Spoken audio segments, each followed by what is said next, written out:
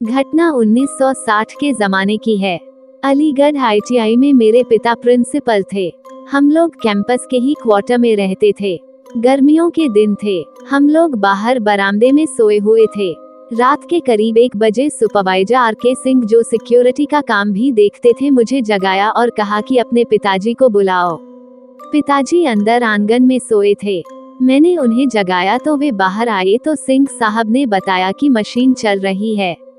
उसकी आवाज यहाँ तक आ रही है। पिताजी ने कहा कि 2-3 लोगों को साथ लेकर जाइए और देखिए कि वहाँ कोई है क्या। वे लोग गए और कुछ लोगों को साथ लेकर गए। काफी देर बाद लौटे और बताया कि वहाँ कोई नहीं था। मशीन अपने आप चल रही थी। उसे बंद कर दिया गया।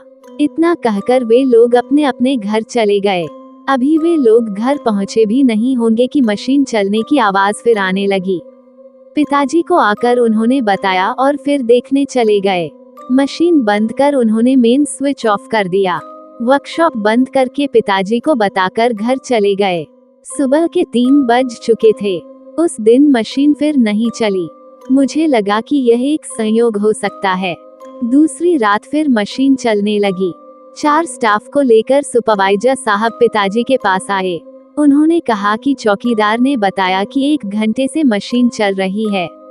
पिताजी ने जाकर देखने को कहा और मेन स्विच बंद कर देने को कहा। वे लोग वर्कशॉप गए और मेन स्विच बंद कर दिया। कोई आदमी वहां नजर नहीं आया। पिताजी को जानकारी देकर वे सोने चले गए। उस वक्त रात के 2 बज चुके थे। आधे घंटे बाद फिर मशीनें चलने लगी। फिर वे लोग आए और पिताजी को बताकर वर्कशॉप की ओर चल दिए। मशीन बंद कर उन्होंने में स्विच का ग्रिप भी निकाल दिया। कोई दिखाई नहीं पड़ा। वे सूचना देकर फिर अपने अपने घर चले गए। उस रात फिर मशीनें नहीं चली। दूसरे दिन सुबह सिंह साहब फोरमैन के साथ आए। उन्होंने कहा कि सर, कल सोमवार को प्रैक्टिकल का एग्जाम है।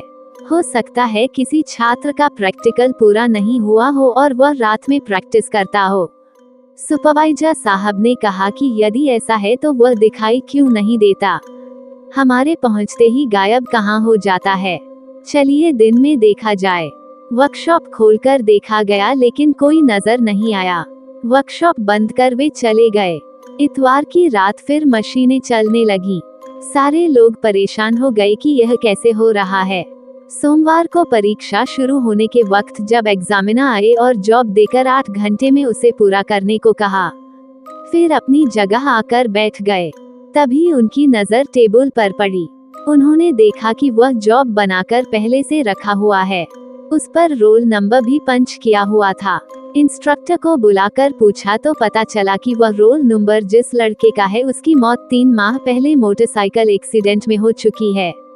ये बात पिताजी के पास पहुंची तो उन्होंने कहा कि उस पर नंबर दे दीजिए। लगता है कि उसकी आत्मा भटक रही है। नंबर देकर उसे पास कर देने से उसकी आत्मा को शांति मिलेगी। एग्जामिनर ने नंबर दे दिया और सचमुच उस दिन के बाद कभी भी रात के वक्त अपने आप मशीनें नहीं चली। हम 3 वर्ष तक वहां रहे लेकिन ऐसी कोई घटना नहीं हुई। यदि ये कहानी आपको पसंद आई हो तो अपने दोस्तों और अन्य लोगों के साथ शेयर जरूर करिएगा।